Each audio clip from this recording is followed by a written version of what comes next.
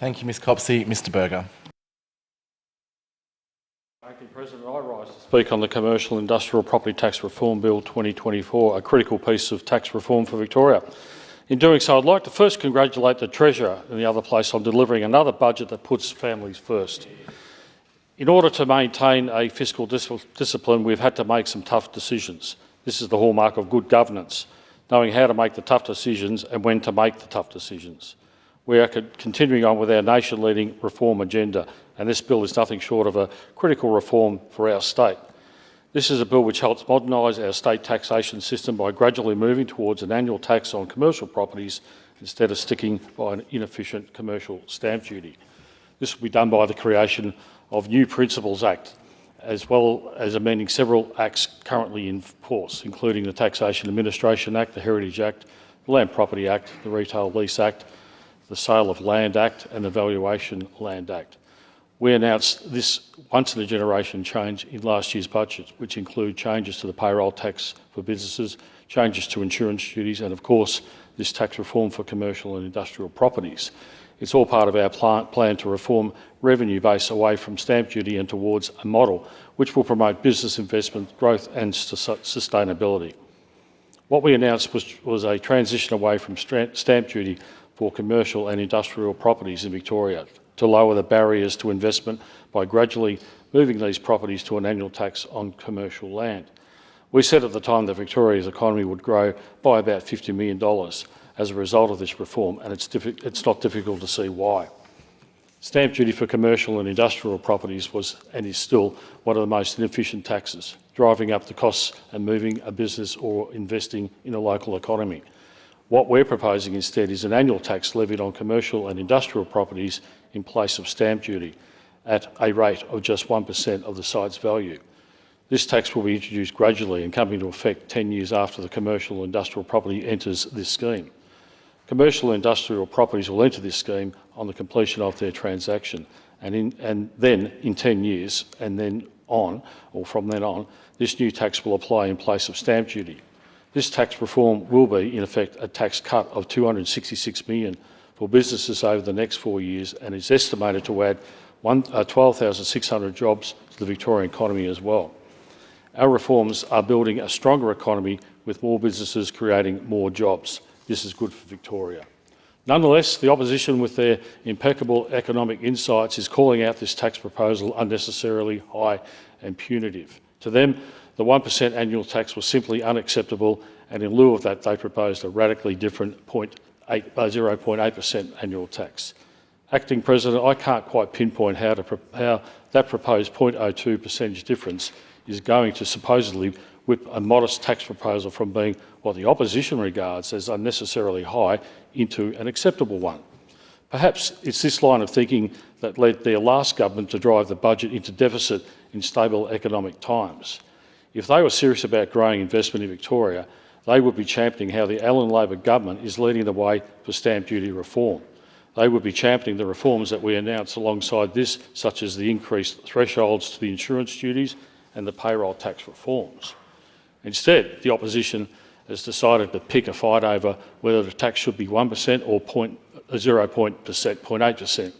They would rather bicker over a fifth of a percentage reduction in tax rather than a once-in-a-generation reform which will break forward a path for greater investment in Victoria. It is interesting, Acting President, that those opposite are trigger-ready to lash against any modest tax proposal from this government regardless of its benefits. By giving these businesses more mobility and lowering the roadblock of stamp duty, we're helping build our commercial sector. That means more opportunities for Victorian workers and that more businesses across Victoria can set up shop easier. We've also heard objections in the other place from the Greens, who took the opportunity to argue the government's record on housing. I'd like to remind the Greens that this reform is part of a broad set of reforms announced last year to spur investment in Victoria. Atop of housing statement, we've been offering eligible build-to-rent projects up to 50% reduction in their land tax contributions up till 2031, paving the way for not just more commercial investment in Victoria, but more investment in housing. This is indisputable, and these reforms are well needed. Even the opposition, who spent a great deal of time lambasting this bill over specific tax rates, admitted that moving away from stamp duty for commercial property was essential. The move to an annual tax on land values is essential to our continued prosperity. Acting President, the Allan Labor government has a strong track record on investing in jobs, in our economy and in our future.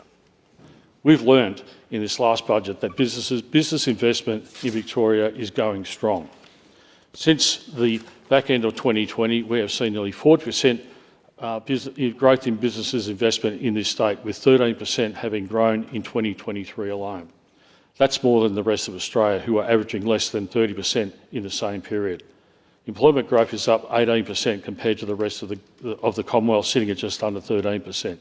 The Victorian economy is resilient on the back of strong employment, strong business investment and strong public investment.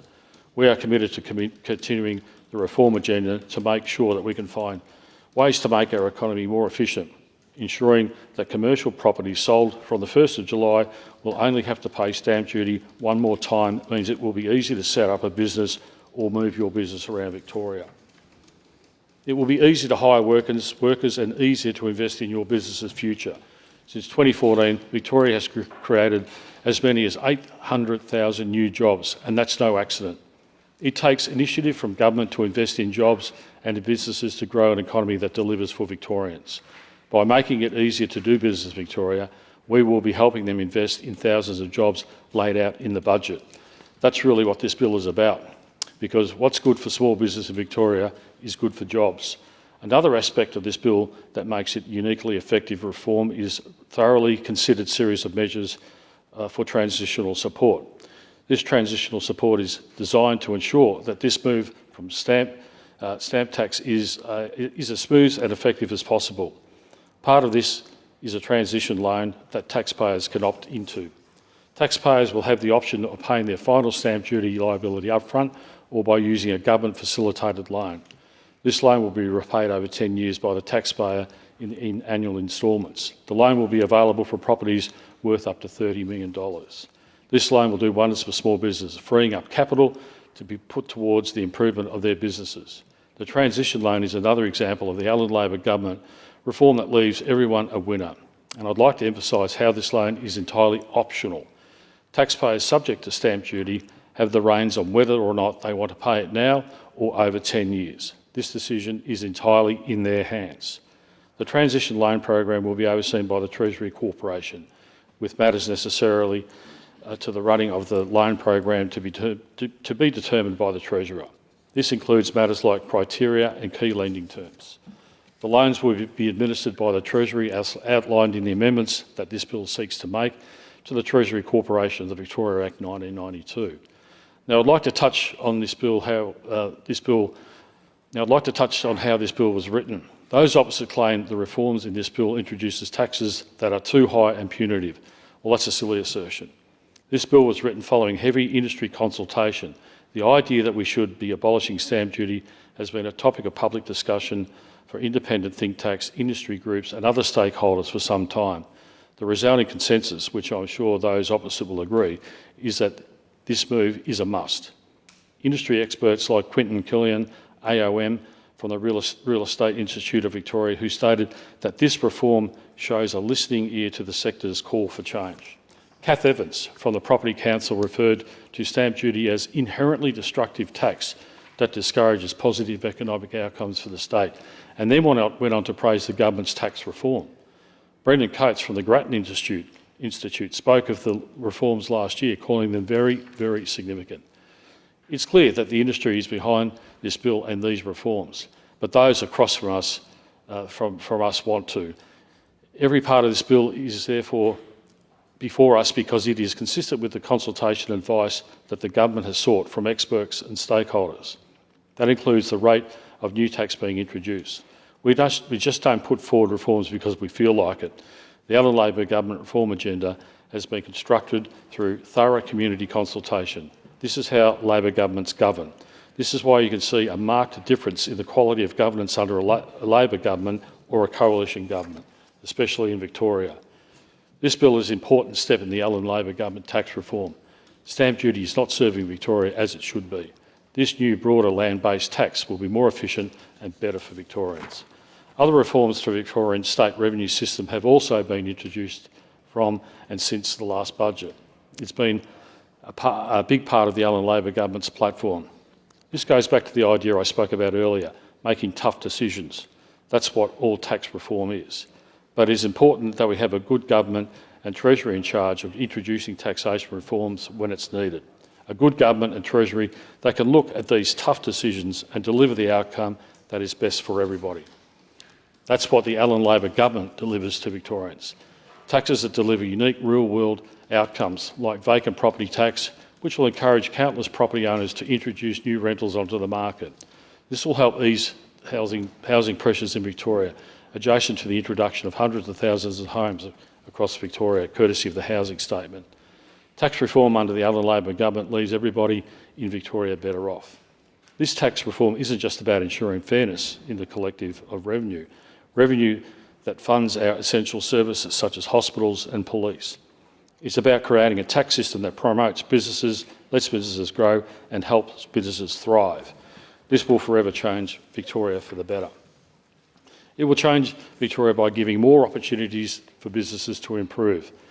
As has been stated, what's good for business is good for jobs. This government has put a lot of work into improving employment in Victoria and it has paid off. Along with building our state's infrastructure, the Allan Labor government's Big Build project has generated roughly 50,000 jobs for people across Victoria. This includes direct and indirect employment in regional and metropolitan areas. The Allan Labor government has also introduced initiatives that support employment in the long term.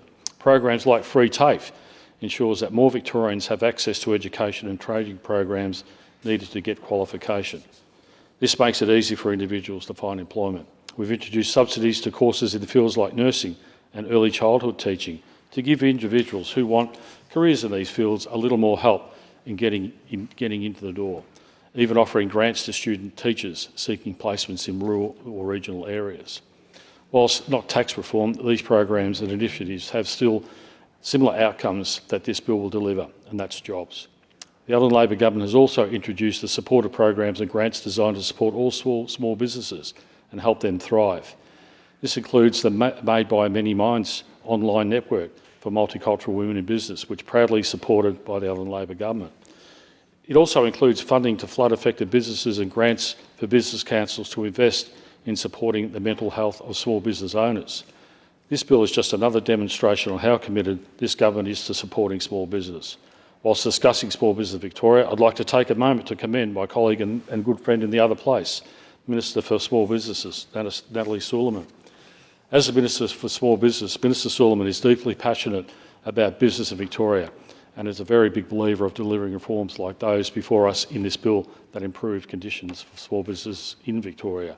Reforms that remove roadblocks, stamp duty, and just make it easier to run a business in this great state. To finish my contribution, I'd like to reiterate the basics of what this bill is. Getting rid of an efficient mode of state revenue collection by introducing an effective new property tax, a tax that is fairer for business while still making sure that we can fund important services like schools and hospitals, a tax that supports small and medium businesses, helping them thrive and expand so that they can employ more Victorians. I commend the bill to the House and I urge all of my colleagues to join me in voting in support of it. Thank you. Thank you, Mr Berger.